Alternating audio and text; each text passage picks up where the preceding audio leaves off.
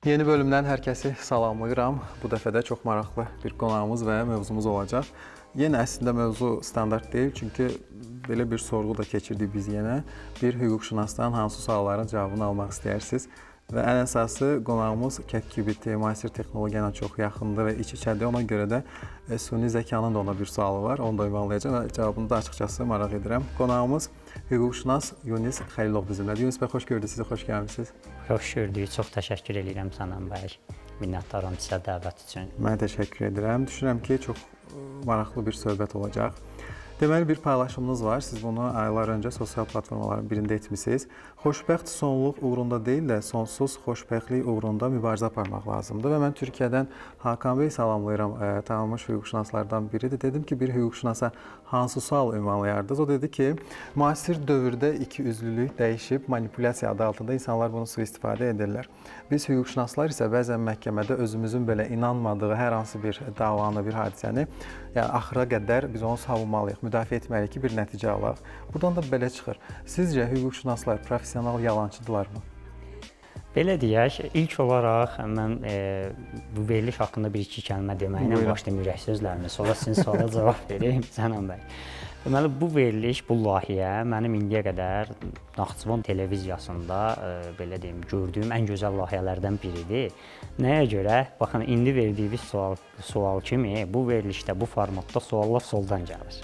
Və yaxşı tərəfi də nədir? Bir hüquqşünas gözü ilə desəm, burada dəlillər, yəni tərəflər yox, dəlillər, sübutlar yarışır. Faktlar, dəlillər, sübutlar qalib gəlir. Statistik göstəricilər əsasında hazırlanan əsas. Bəli, çox da yaxşı tərəf odur ki, ən ölçülüb biçilmiş aparıcısız, bunu ürək sözüm idi demədən olmazdı. Sağ olun, təşəkkür ederim. Sualınıza gəlincə, bilirsinizmi, elə hallar var ki, müqəddəs yalan demək olar. Yəni, söhbət insanların hüquqlarının müdafiəsindən gedir. Bugünkü gündə konstitusiyamızda ali məqsəd dövlətin bunu müəyyənləşdirir. Bugünkü gündə bizim üçün ən mühüm məsələlərdən biri insan hüququ amilidir, insan hüquqlarının təminidir. Belə olan hallarda hətta ən çox bundan vəkillər rastlaşır. Məhkəmə proseslərində müqəddəs yalan dediyimiz, yəni konfidensial, gizli ünsiyyətə daxil olduqları zaman strategik münasibətlər. Bəli, bunu demə, bu vəziyyəti ağırlaşdırar, bu çətinləşdirər deyə manevrlər ola bilir. Yəni deyirsiniz ki, qələbəyə gedən yolda hər şey mübahtır. Bəli, məqsədə çatmaq üçün vasitələrə, belə məqsəd vasitələrə haqq qazandırır. O zaman siz sualdakı həmin sözü qəbul edirsiniz dolayısıyla. Mühəm mənada bəli, qəbul etmək məcburiyyətindəyik. Hüquq təhsili alanlarda ümumiyyətlə bir soyuqluq olur.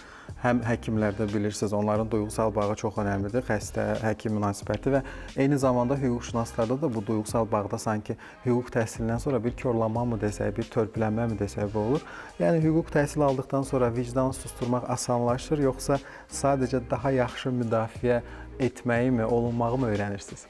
Sənan bəy, əslində bir hüquqşünas hər tərəflidir. Yəni həm natiqdir, məhkəmə çıxışları edir, həm psixoloqdur, insan dindirir, həm iqtisadçıdır, həm yəni hər sahə cəmlənib belə deyək hüquqşünasda.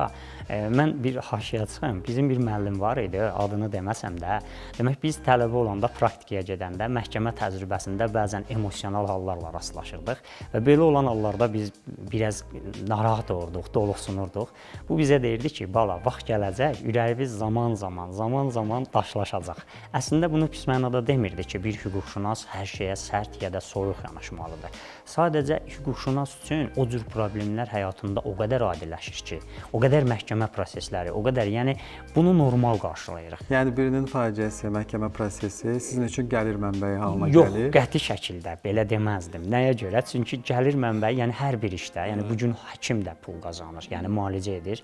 O, yəni onun haqqıdır, əmək haqqıdır. Amma bu həqiqəti dəyişmir ki, yenə də hər ehtimalda duyğular sıfırlanmalıdır. Duyğuları tamamilə sıfırlamaq da mən deyərdim, yox, belə olmur. Amma nəyə görə? Hələ tərsini düşünsək necə olar? Bu günləri ən çox ürəyi xəstə olanlar elə məhz hüquqşünaslar olur. O qədər məhkəmə proseslərində canlı, müəyyən emosional halları şahidi olurlar ki. Amma yenə də hər bir halda bu dəfələrlə belə deyək, rastlaşdığımıza görə belə şeylərlə bir qədər adiləşə bilir. Amma o demək demək deyil ki, bizim məqsədimiz elə hüquqşünas olaraq insan amilidir, onların haqlarını müdafiə eləmək. Bu suallardan yola çıxaraq karyeranızda başınıza gələn bu cür bir hadisə varmı bizimlə paylaşa biləcəyiniz? Əlbəttə, məsələn, çox saylı ola bilər. Birini deyim, məsələn, bir dəfə, yəni bu tez-tez olur bu hal. Məhkəmə prosesində, məsələn, avtoqəzadır, bu adam ehtiyatsızlıqdan insan ölümünə səbəb olan hərəkət eləyibdi, məsuliyyətə cəlb olunubdu və təkidlə xahiş eləyir və məhkəmədən peşmançılığını bildirir ki, məni bir qədər cəza az ver, imkan var hələ cərimə ver. Bəs hakim də ona təbii olaraq belə bir sual verir. Axı bir məsələ var və qarşı tərəfi necə düşünməyək, o insan artıq həyatda deyil. Sən nə vaxtsa cəza çəkəndən sonra öz ailəvinin başına qayıdasan, amma vəfat etmiş şəxs qayıtmayacaq axı. Bəlkə də qıraqdan baxan üçün bu nə deməkdir? Bu hədsiz dərəcədə sərtlik nümayişidir. Xeyr, məncə, yəni burada digər tərəfində haqqını müdafiə eləmək lazımdır. Danışığınızdan belə bir sual çıxır ortaya. Ümumiyyətlə, ədalət hamı üçün eyni bir situasiyadır mı, yoxsa dəyişirmi? Deyirlər ki, ədalət ağırdır, mərhəmət daha yaxşıdır. Bilirsiniz, ədalətlilik olmalıdır. Çünki hətta məşhur filosoflardan birinin sözü odur ki, əgər ədalət olmasaydı, yəni insanlar onun adını bilməzdi. Ədalətli rəftar eləmək lazımdır. Ədalətli rəftar eləməklə, belə deyək, vicdanlı rəftar eləmə bəzən, açıq deyim Sənan bəy, qarışır. Bəzən hətta qanunlar ziddiyyət yaradır. Məsələn, mən sizə bir şey deyim. Ola bilər ki, qanunidir, amma ədalətli deyil. Nümunə də çəkə bilərəm istəsəz. Əlbəttə olar. Oradan da belə bir sual ortaya çıxır. Ədalət məhkəməsində o zaman sizin vəzifəniz həqiqəti tapmaqmı, yoxsa qanunlara və strategiyaya uyğun olaraq az öncə dediyiniz o yalan məsələsindəki kimi həmin o salonda elə davranıb qalib olmaqdırmı? Elə bir mürəkkəb vəziyyətdir ki, həqiqəti müəyyən etməklə eyni zamanda şəxslərin haqlarını müdafiə eləmək. Amma mən bir qədər əvvəldə dedim ki, bəzən qanuni ola bilər, amma ədalətli olmaya bilər. Məsələn, bir nümunə deyim Sənan bəy. Tutalım ki, bir şəxsdir, buna heç zaman bu atasına baxmayıb, el adəti ilə qulluğunda durmayıb, amma digər övladı durubdur fərz eləyək ki, qayğısına qalıb və hətta ata son nəfəsində deyib ki, mən o oğlum gəlsin, o oğlumu görüm, heç onda da gəlməyib. Amma ata rəhmətə gedəndən sonra qanun deyir ki, hər ikisi bərabər vərəsədirlər. Bəs ədalətli deyil axı, düzdürmü? Amma qanunidir. Oğlun biri gəlirsə, biri gəlmirsə, ata böyüdüb hər ikisini. Hər ikisini ata özünü sorğulasın ki, oğul niyə belə olub? O da məsələdir də, amma rəhmətə gedəndən sonra düzdür, qanunən ikisi də haqq sahibidir. Bəli, əlbəttə ki, artıq hər ikisi haqq sahibi olacaq, baxmayaraq ki, ədalətli deyil. Yəni siz razısınızmı bu fikirlə indi? Həmin o ədalət məhkəməsində həqiqət tapmaqmı, yoxsa qanuna uyğun hərəkət etməkmi? Həqiqəti tapmağa üstünlük vermək lazımdır. Bu zaman qanunla uyğun gəlmirsə, onun necə balansı yaradırsınız? Bilirsiniz, bu çox çətin prosesdir. Bəzən elə olur, həqiqəti müəyyən eləmək olur. Ona nəyə görə qanunlarda cəzanı yüngülləşdirən, ağırlaşdıran hallar nəzərdə tutulur? Çünki humanist mövqedən yanaşma. Humanist mövqe bəzən həqiqəti üstün tutmağa hakimi, hüquqşünası, o işi həll edən subyekti məcbur eləyir. Yəni hansı ki, o korlanan duyğusallıq və yaxud da ki, vicdani proseslər əslində onun önünə keçə bilir. Bəzən, bəli. Tamam.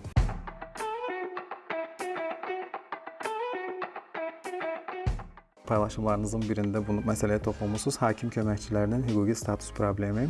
Deməli, hakim köməkçisi proses iştirakçısı sayıla bilərmi?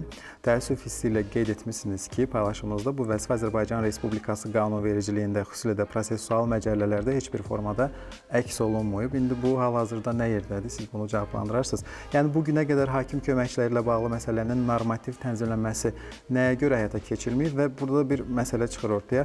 Əgər qanun, misal üçün, səhv demək olarsa, qanun keçmişdə səhv idisə, bugünkü qanunların səhv olmadığından necə əmin ola bilərik ki, biz ona görə hərəkət edirik? Bilirsinizmi, qanunlar daim təkmilləşməkdədir, Sənan bəy. Və belə olan halda təbii ki, təkmil olmayanlar zaman-zaman dəyişikliklər olur. Bugünkü gündə qanunvericiliyimizdə hər gün az qalsın dəyişikliklər olur. Bu, yəni labüd bir prosesdir.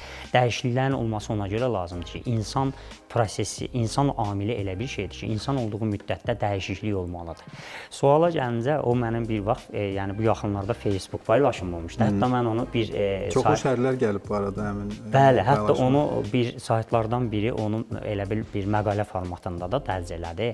Bilirsinizmi, hakim köməkçisi bu gün qanunda var, amma dövlət qulluqçusu kimi onun hüquq və vəzifələri var. Bəli. Amma hakim köməkçisi bu gün məhkəmələrdə hakimlərin qərarlarının layihələrini hazırlayır, məktublar hazırlayır və digər təcrübəyə uyğun olaraq davranışlar nümayiş etdirirlər. Amma bunun normativ tənzimlənməsi yoxdur. Nəyə görə yoxdur? Hələ də yoxdur. Bilirsinizmi, tək bu institut deyil. Bununki kimi bir çox hüquqi məsələlər var ki, tənzimlənmir. Nəyə görə? Bizdə sürətli şəkildə, açıq deyim, belə deyək, inkişaf gedir, hüquq islahatları gedir. İnstitut yaranır və səhərsi gün baxırsan başqa biri yaranır. O qədər sürətli gedir ki, bəzən bir institut yaranır, boşluqlar ola bilir. Zamanla dəyişikliklər gözlənilir və olmalıdır. Amma çox təəssüflər olsun ki, hakim köməkçiləri artıq uzun illərdir ki, hardasa səhv etməsəm 2006-2007-ci illərdən var.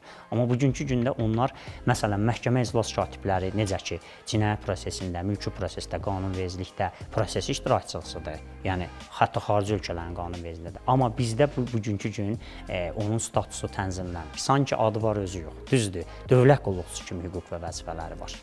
Xatırlayırsınız, illər əvvəl bilmirəm qarşınıza çıxıb ya yox, çünki sosial mediadan aktiv şəkildə istifadə edirsiniz və orada varsınız, nə gözəldə ki varsınız. Deməli, Amerikada illər əvvəl bir məhbus var idi və illərlə hökm oxunmuşdu ona. Daha sonra, 30 ildən sonra məlum olur ki, əslində o günahkar deyil, tamamilə məsumdur və onun heç bir bu məsələdə günahı yoxdur, amma 30 il keçib. Yəni, burada bir məsələ var. Qanun dəyişəndə keçmişin cinayətkarı bugünün qəhrəmanı ola bilir. Bəli, bəli, haqlı. O zaman onun gedən illərini kim geri gətirəcək və bu qanunda bu edilən dəyişikliklər deyirik və biz günümüzün qanunu ilə həmin o məsələ, məhkəmə öz həllini tapırsa və illər sonra qanunda dəyişiklik edilir və artıq məlum olur ki, bu məsələ belə deyil, belədir. Arada keçən o ilin hesabı kimdən sorulacaq? Bilirsiniz, çox yaxşı bir sualdır. Əslində, belə deyim sizə, Sənan bəy, sizin bu sualınız əslində Azərbaycan Konstitusiyasının lap belə preambulası kimi oldu. Yəni, mənaca həcmcə kiçikdir, amma dərin məna yükü daşıyır və hüquqda çox ciddi bir problemdir. Bəli. Amma təəssüflər olsun ki, Sənan bəy, bugünkü gündə həyatda kompüterdə olan kimi kontrol Z düyməsi yoxdur ki, biz əvvələ qaytara bilək nəyisə. Yəni, əvvəlki vəziyyətə qaytara bilmirik. Və baş vermiş hadisənin heç olmasa sonradan qismən də olsa bərpasından söhbət edirik. Bugün ən məşhur ifadəni Churchill işlədi. Böyük Britaniyanın baş naziri deyir ki, mənə bəlli olan quruluşlardan ən pisi demokratiyadır. Lakin bəşəriyyət hələ ondan yaxşısını kəşf eləyə bilməyib. Yəni, bu günləri yeganə şey nədir? Bu adam cəza çəkir, amma sonra baxılır ki, siz dediyiniz kimi 50 il sonra, 30 il sonra bu adam günahsızdır. Sadəcə dövlət üzrxahlıq eləyir və kompensasiya ödəyir. Yəni, bugünkü gündə kompensasiya, yəni pul məbləği onun yaşayışını, onun həyatını geri qaytarmır. Amma təəssüflər olsun ki, bu belədir. Dediyim kimi, geriyə bərpa yoxdur, sadəcə imkan daxilində. Azadlıq bir tərəfə qalsın, onun 30 ildən sonra psixoloji vəziyyəti və sən çıxırsan həmin o cəza aldığın məhkəmədə bir də deyirlər ki, sənin günahın yoxdur. Elə bunun psixoloji sarsıntısını o kompensasiya qarşılaya bilirmi? Açıq deyim ki, o da müəmmalıdır. Yəni, bugünkü gündə hətta heç bir meyar yoxdur ki, insan həyatı hansı pul müqabilində bərabər şəkildə kompensasiya olmalıdır. Yoxdur, bəli, qəbul edirəm bunu. Bu, belə deyək, hüququn digər anomaliyalarından biridir. Yəni, şəxsin azadlığı getdi, amma sonra, yəni, məşhur misal Nelson Mandela 27 il insanların bərabərliyi uğrunda, yəni dərsinin rənginə görə fərq vermə savaşsa da, axırda 27 il cəzadan sonra dedilər ki, sən haqlıymışsan. Əslində, burada düzdür, o 27 il məsələsi çox önəmlidir və deyirlər ki, ədalət gec-tez yerini tapır. Vallahi 30 ildən sonra gələn ədalətdə həmin o məhbusun nə işinə yarayacaq, o da sual altındadır. Belə bir sualım var sizə, qanunlar neytraldırmı? Baxır nə mənada deyirsiniz bu sualı? O zaman belə ətraflandırım sualımı. Qanunlar sosial-iqtisadi statusa görə, gücə görə, maddi məsələlərə görə dəyişirmi, yoxsa hər kəs üçün neytraldırmı? Qanunlar, bizim bir müəllimimiz var idi, Sənan bəy, bundan neçənci dərdə, ikincidir, misal çəkirəm. Bizə həmişə hüququ öyrədəndə deyirdi ki, biri var ki, necə olmalıdır, biri də var, necə vardır. Necə vardırı biz görürük, əslində necə olmalıdır. Əslində qanunlar neytral olmalıdır. Amma indi elə qanunlar olur ki, bəzən qanunun özü nəyisə pozur, Amma bu sui-istifadə amilidir və bu gün normativ hüquq haqları haqqında Konstitusiya qanunu deyir ki, qanunların özü də nəyisə pozursa, bu sui-istifadə amilidir. Hətta Konstitusiya məhkəməsinə müraciət etmək yolu ilə bir çox hallarda qəbul edilmiş qanunları və ya onların müəyyən müddəalarını qüvvədən salmaq olur. Amma qanunlar neytral olmalıdır. O zaman şəxsə görə, yəni qısacası bir də təkrarlayıram, sosial-iqtisadi statusa görə, cəmiyyətdə tutduğu mövqesinə görə, həmin şəxsə görə qanun dəyişirmi? Dəyişməməlidir. Amma bəzən dəyişə bilir, qəbul edirəm. Onsuz da bilirsiniz Sənan bəy, hüquq ona görə var. Çoxları təəccüblə belə deyir ki, yəni ki, elə düşünürlər ki, cəmiyyətdə ümumiyyətlə heç nə pozulmamalıdır. Zaten ona görə hüquqşünas var ki, bu necə ki həkim nəyə görə vardır? İnsan olduğu müddətdə xəstəlik olacaq. Düzdür. O zaman Azərbaycanda düzdür, bundan hələ qarşılaşmamışıq nə gözəl. Amma qardaş Türkiyədən bir misal çəkim. Misal üçün qadınlar deyək ki, şiddət görür və şiddət göstərən şəxslə bağlı şikayət olunur, amma 3 gün sonra sərbəst buraxılır və bir müddət sonra keçir, gəlir həmən şiddət göstərdiyi qadının həyatını məhv edir və o qadın artıq yaşamır. Buradan belə bir nəticə çıxarmaq istəyirəm. Hansı daha güclüdür? Yəni hüquq yoxsa ictimai rəy? Çünki bəzən hər hansı bir məhkəmə prosesinin bir qərarı günlərlə sosial platformalarda müzakirə mövzusuna çevrilir və bu nə dərəcədə düzgündür? Tamamilə yanlış mövqedir Sənan bəy. Ümumiyyətlə məhkəmələrin qəbul etdiyi qərarlar dövlət adından çıxarılır. Bu konstitusion normadır. Yəni bunun mübahisələndirilməsi düzgün deyil. Sadəcə əgər tərəf narazı qaldığı təqdirdə məhkəmə qərarından yuxarı məhkəməyə şikayət verilə bilər. Yuxarı məhkəmə aşağı məhkəmənin qərarını ləğv edə bilər. Bunun qüvvədə olan bir qərarı, Azərbaycan adından çıxmış bir qərarın mübahisələndirilməsi düzgün bir mövqe deyil, yanlış bir yanaşma tərzidir məncə. Yəni əslində bu mənada ictimai rəy bir işə yaramırmı? Yəni düzgün deyil. Çünki ona ixtisaslaşmış şəkildə hakim qiymət verib. Və siz özünüz dediniz ki, bir üst məhkəməyə müraciət edə bilər. Belə bir sual çıxır ortaya və belə bir araşdırma var. Deməli, 2016-cı ildə Bakıda bir nəfər polisə şikayət edib ki, qonşusu onu Facebookda like etmədiyinə görə və nəticə əsasında şikayətə görə polis iki tərəfdə bölməyə çağırır, mübahisə hüquq araşdırmaya çevrilir. Halbuki realda cinayət və ya inzibati xətaya aid hər hansı konkret bir nəsə tərkib yoxdur.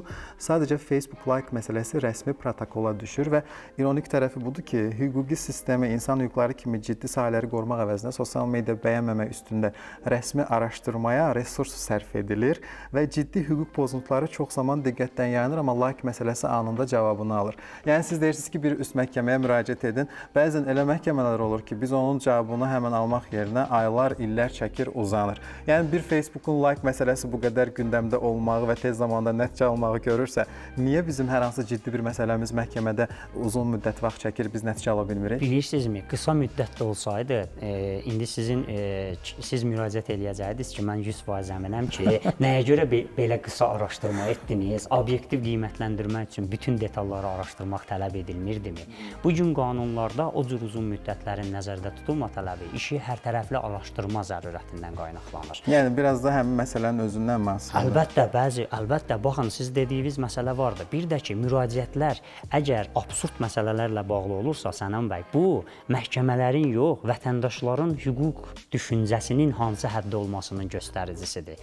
Hələ ondan da betər bir şey deyim. Amerikada yaxınlarda ildırım vurmaya görə şəxs ildırım vurmanı vermişdi məhkəməyə. Və təqsirkar olaraq, əstağfurullah, Allahı bilirdi. Və məhkəmə qərar çıxartdı ki, Allah subyekt ola bilməz.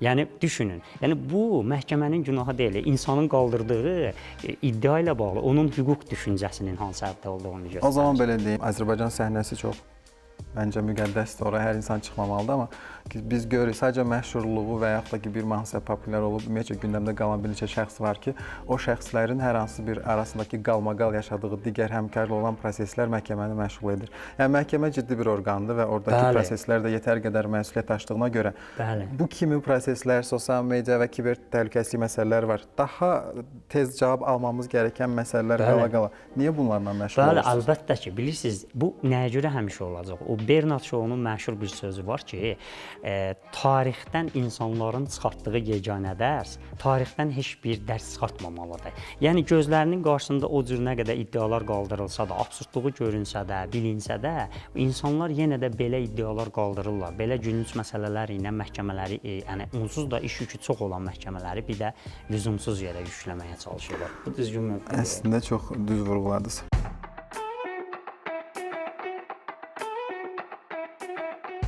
bir məsələ də var və qanun dəyişikliyi biz tez-tez eşidirik. Az öncə siz danışığınızda bu məsələyə toxundunuz və dediniz ki, cəmiyyət inkişaf edir və biz istər-istəməz həmin qanunlar da günümüzün aurasına, yəni nəbzinə görə dəyişilir, müəyyən qərarlar alınır və bu qərarlar da durduq yerdə alınmır, uzun araşdırmalar həyata keçirilir. Amma elə qanunlar da var ki, illərlə dəyişmir. Yəni bu cəmiyyətin sabitliyidirmi, yoxsa sistemin tənbəlliyidirmi? Bu qanunlar dəyişmir. Bilirsiniz Sənan bəy, baxır məsələyə də çox mürəkkəb sualdır. Elə məsələlər var ki, orada qanunların dəyişməmə səbəbi o qanunların sabit qalmasının mütləq, yəni qalmalıdır da, belə Sözsüz ki, deyək. bir hikmət var və bunu da vurğulayıram. Çox gözəl suallar gəlib. Mən sualların bir neçəsini səsləndirəm hal-hazırda. Bir məsələ var ki, hansı dəyişməlidirsə dəyişir. Bu düzdür. Amma az öncə dedim, ictimai qınaq və ictimai rəy və sosial media, internet məsələləri bu işi biraz da daha çox qalmaqallıq, xaoslu bizi vəziyyətə gətirir əslində. Bu sual buradan yaranır. Bu mənada açıqlama vermək istədim. Bilirsiniz Sənan bəy, qanunlar insanların maraqlarına uyğun qəbul olunmalıdır. Yəni bu qanunları biz yaradırıq. Düzdürmü? İnsanlar, yəni bu gün qanunlarda qəbul olunur Milli Məclisdə. Milli Məclisdəki deputatı kimi seçir? Biz insanlar. Və bizim mənafe nəzərə alınır. İnsanların mənafeyi nəzərə alınır. Qanunların dəyişmə məsələsi mütləq olmalıdır. Bilirsiniz, olmasa inkişaf getməz. Ən məşhur misal, məsələn, həmişə belə bir şey deyirlər Sənan bəy. Deyirlər ki, Amerika Konstitusiyası 1787-ci ildə qəbul olunub. Bugünkü günə qədər 27 dəyişiklik olub. Baxın, necə sabit qalıb. Bu düzgün mövqe deyil. Əgər bir ölkə 200 ildə 27 dəfəlik bir dəyişikliyə məruz qalıbsa, orada normal bir şey ola bilməz. Amerika təcrübəsində sadəcə qanunlara tez-tez dəyişikliklər edirlər. Sabit deyə bir şey yoxdur. Məşhur o Heraklitdir də, səhv etmirəm, deyir ki, eyni suda 2 dəfə çimə bilməzsən. Çünki axan sular indi yeni sulardır. İnkişaf olduğu müddətdə, hər gün inkişaf olduğu müddətdə qanunlara da dəyişikliklər tez-tez olacaqdır. Bu labiddir. Əslində çimməsələr daha yaxşıdır. Suların keyfiyyəti də ayrıca bir müzakirə məsələsidir. Hüquq belədir də, hara baxırsınız, oradan bir qançan, bir söhbət çıxır. Bəs belə bir sual verim sizə. Deməli, Azərbaycanda qanun pozuntuları ən çox rastlaşdığınız və yaxud da ki, müraciət nə ilə bağlı olunur, amma internetdə araşdırma etdiyimiz zaman ən çox qanun pozuntuları demək torpaq və əmlak məsələləri, özəlləşmə, torpaq mülkiyyəti, iş hüququ və əmək münasibətləri, eyni zamanda yol hərəkəti və nəqliyyat hüquqlarıdır.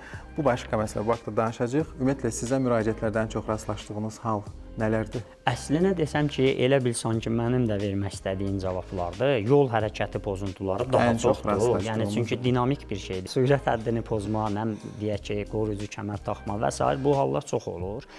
Amma əmək pozuntuları da daha çox olur. Açıq deyim, pensiya təminatı ilə bağlı, düzgün hesablamama və s. bunlar da tez-tez rastlaşılan məsələlərdir. Ən çox belə deyək, pozuntu deyək ki, bizim apellyasiya qaydasında verilən şikayətlər ən çox nə olur? Nicah məsələləri, deyəlim ki, aliment məsələləri. Bunlardan vətəndaşlar bəzən çox narazı qalırlar. Məsələn, niyə çox müəyyən olundu aliment, niyə az müəyyən olundu? Bax, bunlar da daha çox. Yunus bəy, sizcə bugün insanlar boşanmaq üçün evlənir və yaxud da ki, aliment üçün? Çünki boşanmaların sayı evliliklə bərabər gedir hardasa. Hətta keçib deyim. 52%-dən çoxdur hal-hazırda. Bəli, hətta araşdırmalar onu göstərir. Bəli, araşdırmalar, rəsmi statistikalar onu göstərir və bu çox faciəvi bir şeydir. Yəni çox qorxulu bir şeydir. Sanki bəli, bir çox insanlar, biz indi belə deyək, məhkəmələr ümumiləşdirmələr aparır da, nicaha xitamla bağlı məhkəmələrin icraatında olan işləri təhlil eləyir. Boşanmalar niyə olur? Boşanmaların əksər səbəbləri xəyanət, iqtisadi durumdan qaynaqlanır. Və də indi hətta bəzi regionlarda, ad çəkməyim düzgün olmaz, siz dediyiniz şey tamamilə yerinə düşür. Sanki elə bil ki, maddi qazanc üçün evlənir. Bəri başdan düşünür ki, boşanma olacaqdır və gələcəkdə. Və mən nəsə bir aliment mi tələb edəcəm, əmlak bölgüsü mü tələb edəcəm. Ona görə bu məsələlərdə çox diqqətli olmaq lazımdır. Hətta insanların şuuru elə inkişaf eləyib ki, Sənan bəy, o dəfə məhkəmə proseslərinin birində nəyin şahidi olsaq yaxşıdır. Adam nicaha girib, nicah dövründə qazanılmış əmlak bərabər bölünür axı, ər-arvad arasında. Deməli, kişi tərəf qadına, qızı belə də müəyyən əşyalar alıbdır, nicah dövründə alıbdır və amma ümumi birgə mülkiyyət dövründə, nicah dövründə alıbdır. Nicah pozulanda, demək, qadın tələb qoydu ki, bu bərabər bölünməlidir. Kişi deməklə evlənmədən qabaq gör nəyi düşünür. Gedib həmin o qıza aldıqları şeyləri anasının adına zərgərdə və digər yerlərdə rəsmiləşdirib ki, pozulma olanda desin bu mənim anamın idi. Bu bizim nicah dövrünə daxil olmuş əmlak deyil ki. Düşünün nəyi hesablayırlar. Yəni evlənən zaman bir insan bunu düşünə bilirsə, qalanını düşünür. Bir hüquqşünas olaraq bunu düşünməyə vadar edən səbəblər insanları nələrdir ki? Bilirsinizmi, dediyim kimi, bugünkü gündə cəmiyyətdə informasiyalı cəmiyyətdir. Mediadan qaynaqlanan məsələlər olur. Bəzən insanlar bir də görürsüz ki, yanlış yollara düşür. Xəyanətlərin səbəbinin əksəriyyəti bu olur. Media pozur. Yəni müəyyən filmlərə baxırlar və sairə ailə dəyərlərinə hörmət demək olar ki, qalmır və yaxud da ki, iqtisadi durum bu vəziyyətə gətirə bilir. Bu faktorlar çoxdur, həddindən artıq. Yeni bir araşdırma çıxdı və sosial mediada geniş şəkildə paylaşıldı. Mənim də çox xoşuma gəldi. Deməli, araşdırmalar göstərir ki, xəyanət DNT, yəni DNA kodu ilə ötürülür, əslində irsidir. Bir mənada biraz o səbəbdir və 1960-cı ilə müqayisədə xəyanətlərin sayı indi 52% ötüb. 13%-dən 7% və 13%-dən 52%-ə qədər qalxıb və hətta son 3-4 ildə bu xəyanətlərin sayı fərqi yoxdur, cinsiyyətin istər kişi, istər qadın artıq 80%-ə qədər çoxalmışdı. Yadımda qalan bu hissəsini sizinlə paylaşmaq istədim. Çox fəlakətli bir vəziyyətdir. Bəli, bu da yəqin sizin o prosesləri də həm də bilirsinizmi, hətta bəzən bir məsələ də deyim sizə. Bir dəfə boşanma ilə bağlı biri müraciət eləmişdi. Görün insanlar hətta nə ilə bağlı boşanmaq istəyirlər.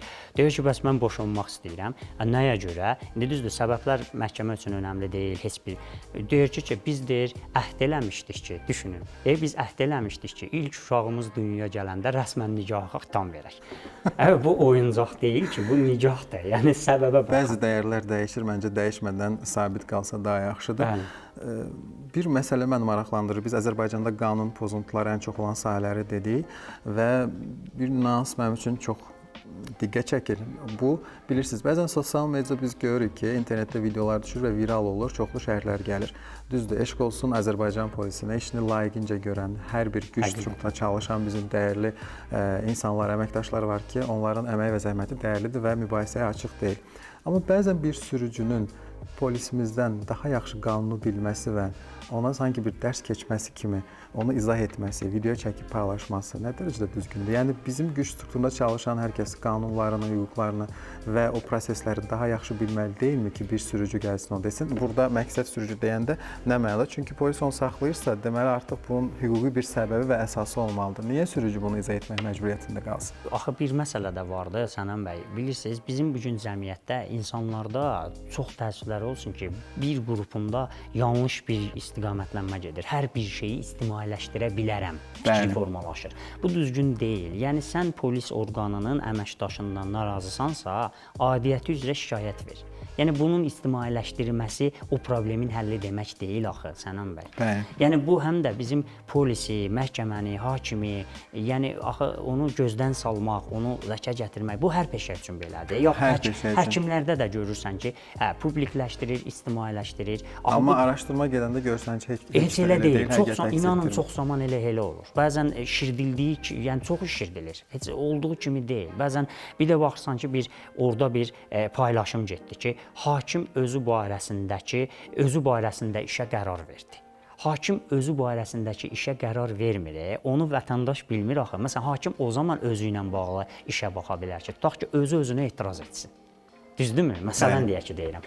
Yəni bu cür məsələlər düzgün deyil. Mən o qədər ictimailəşdirilməsinə razı deyiləm. Yəni bir hüquqşünas olaraq fikirləşirəm. Çoxlu, hətta hüquqşünaslarla bağlı bəzi məsələlər də var ki, bəzən indi ictimai qınağa yenə gəlirəm.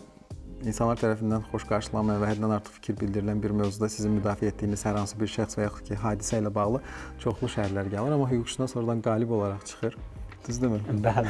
Bu hüquqşünasların ümumi bir məsələsidir. Yəni ki, belə deyək, hüquqşünaslar həmişə bir şeyi axıra qədər çürütmə, mən sübut eləyim, mən qalib çıxım, belədirlər.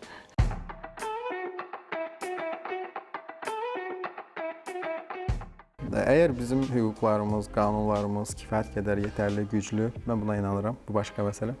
Amma gələn suallardan biri də belədir. Yəni, yetərincə yerindədirsə, bəzi insanlar niyə hüquqa yox da tanışlara güvənir? Amma həqiqət düzdürmü? Çünki bəzən hər hansı bir qanun pozuntusu olduğu zaman biz görürük, rastlaşırıq, müdaxilə edildiyi zaman güc struktur tərəfindən və yerində də lazımdır, qanun bəli işləməlidir. Amma siz mənə heç nə edə bilməzsiniz kimi bir çıxış olur. Sən kimsən belə baxanda? Bu xoş deyil axı birincisi. Yəni onun da demə şəkli var belə. Niyə hüquqa yox, qanuna yox da tanışlara güvənirik? bu nə bilim insan psixologiyasında olan anomaliyadır. İnanın mənə, yəni ki, bu gün məhkəmələrdə işə baxılır. Bu gün mən açıq deyim sizə, qanun tətbiq olunur. Hüquq tətbiq olunur. Yəni bu cür düşünmə nədən qaynaqlanır bilmirəm. Bəzən bilirsiniz nədən ola bilər. Digər tərəfi, bir tərəf digər tərəfi verir məhkəməyə. Digər tərəf bu biri tərəfi aldatmaq üçün deyir mən işimi həll etmişəm. Nə tərə həll edibsə bilinmir, yalandan deyir. Bu biri də belə eləyir. Bu işin həll edibsə, onda mən də bir işimi həll eləyən birini tapım. Əslində sizin o qanun üçün etdiyiniz strategiya üsullarını onlar da öz aralarında etmiş olurlar. Belə bir ortada da heç nə yoxdur. Heç məhkəmə xəbəri də yoxdur. Gözləyir ki, deyək ki, gözləmir. İş gələndə baxır, qərarını verir. Hətta dəfələrlə olur ki, digər tərəflər təəccüb qalır ki, mən məhkəməyə çıxanda deyirdim ki, siz qanunsuz baxasınız mənim işimə, siz düzgün baxmayasınız. Axırda qərar onun xeyrinə çıxır. Niyə bu güvənsizlik var bəs insanlarda? Bilirsiniz, dediyim kimi, bunun birinci amili bir-birlərini elə bil o buna deyir, bu ona deyir. Mən onsuz da işimi həll etmişəm, mən haqlıyam. Bəzən bilirsiniz, bu məsələlərin həllində yanlış hüquqi maarifləndirmə, məlumatlandırma da olur. Məsələn, gedir kiməsə hüquq məsləhəti verir kimsə buna. Demirəm da bir vəkil, bəlkə də bir hüquqşünas verir. Deyir sən haqlısan, sən qalib çıxmalısan. Gedir məhkəmədə həqiqi qanun onun haqsız olduğunu göstərir. Bu deyir məhkəmə haqsızdır. İzah eləyə bilmirsən ki buna, vallah, inan, bax qanun bunu deyir, sən burada haqsızsın. Əslində insanlar qanunlarını, haqlarını, hüquqlarını çox yaxşı bilsələr bu kimi hallarla maariflənmə çox önəmlidir. Sizin karyeranızda ümumiyyətlə internet araşdırmaları, elmi araşdırmalar, yazılar müxtəlif saytlarda dərc olunur və bir ay ərzində keçən dəfə statistik məlumatlarınızı gördüm, paylaşmışdınız. Nə gözəl ki, bu cür nailiyyətləriniz var. Çox sağ olun. Süni zəka ilə bağlı videolarınız da var. Hətta süni zəka, deepfake faktorları qanun, hüquq, ədalət prinsiplərində artıq əsas rol oynayır və ChatGPT-nin, yəni süni zəkanın Yunis bəyə bir dənə sualı var. Bir gün süni intellekt, yəni mən özü deyir, bütün qanunları daha obyektiv tətbiq etsə, siz vəkillərə, hüquqşünaslara ehtiyac qalacaqmı? Elə ondan qorxuram. O zaman siz ikinci bir iş özünüzə. Həqiqətən bu belədir. Yəni bu gün elə bir nüfuz dairəsinə malik sahibdir ki, artıq süni intellekt, yəni bildiyiniz kimi hər bir şey repetitorluq eləyir, musiqi yazır, bəstələyir, şeir və bu gün hətta Çin təcrübəsində, Çində bildiyimiz kimi kommersiya mübahisələrinə insan emotikonlarına tamamilə belə deyə insan kimi emotikonlara belə deyə yamsılaya bilən robotlar baxır. Yəni bu gün əlbəttə Amazon keçən il nə qədər işçini ixtisar elədi. Süni intellektəcə bu bizi də gözləyir. Amma yeni ixtisaslar da yaradır bir tərəfdən. Sadəcə siz düşünün görə ikinci iş olaraq. Amma biz nəyə düşünürük həmişə? Biz həmişə deyirik ki, bu nə qədər inkişaf eləyir eləsin, insan hissini, yəni hakimin emosional davranma imkanını əlindən ala bilməyəcək robot daxı. Biraz buna belə deyək də biz ümid bağlayırıq. Düzdür, amma burada bir məsələ var. Mən az öncə ilk başlarda dedim axı qanuna görə belədir, vicdanın başqadır. Hakim onu həyata keçirə bilər, amma süni zəka sadəcə qanun və oradakı prosedura görə mi edəcək, düzdürmü? Hələ ki ümid bağlayırıq ki, eləyə bilməyəcək. Amma mən elə düşünürəm ki, yaxın gələcəkdə elə onu da edəcək. İnanın mənə edəcək və işsiz qalama, iş axtarmalı olacaq, belə çıxış iş axtarmalı olacaq. Söhbət maraqlı idi. Təşəkkür edirəm sizə. Çox sağ olun. Sonda var mı sualınız? Bəli, vardı. Sənan bəy, əslində mən bir sual fikirləşmişdim. Başqa bir sual vermək istəyirdim. Amma gedişat müddətində verilişin formatına uyğun bir sual gəldi ağlıma. Mən o sualı vermək istəyirəm. Yəni bilirsiniz da, Sənan bəy, bugünkü gündə biz həyatımızda insan olaraq o qədər məsələlərlə rastlaşırıq, edirik ki, bəzən təəccüb doğuran işlər də edirik və o bizim hərəkətlərimizə təəccüblə yanaşanlar olur. Mənə maraqlıdır ki, sizin həyatınızda elə bir məsələ olubmu ki, təəccüb doğuran olsun, hərəkət təəccüb doğursun və kimsə sizə nə məsələdir desin və siz də izah verəsiniz buna. Məsələ o zaman proqramın adından misal çəkilsə, mən də proqramın adından misal çəkim. Layihə biz hazırlaşanda və ambiyansı siz də görürsünüz. Hətta dəyərli izləyicilər, Yunis bəy çəkilişə biz hazırlandığımız zaman heyətimizlə bərabər operatorla işıqçımız Əli salam olsun buradan. Dedi ki özünüz, sanki bir məhkəmə bir cinayəti, cinayətkarı sorğuluyurmuşsunuz kimi bir ortam var. Nə məsələdir? Mənim aldığım reaksiya da buydu. Açıqlaması da buydu. Bəli, biz əslində o ambiyansı istəyirik Amma müəyyən etik çərçivələr qaydasında təbii ki, ironiya və ən əsası suallar da belə izləyicilər tərəfindən, mən tərəfindən, komanda tərəfindən hazırlanır. Elə məsələnin özü də budur. Çox gözəl, çox qəşəng, çox əla. Bir sual da verə bilərəm, bu formata bir yenilik gətirim. Baxın, bugünkü gündə Azərbaycan mediasında jurnalistlərin hüquqi savadlılığı sizcə nə dərəcədədir və bu hüquqi məlumatlılığı artırmaq üçün hansı tədbirlər atmaq, belə deyək, həyata keçirmək daha belə deyək, effektiv olar? O zaman sizə tövsiyə edirəm ki, sosial mediada məni izləyin.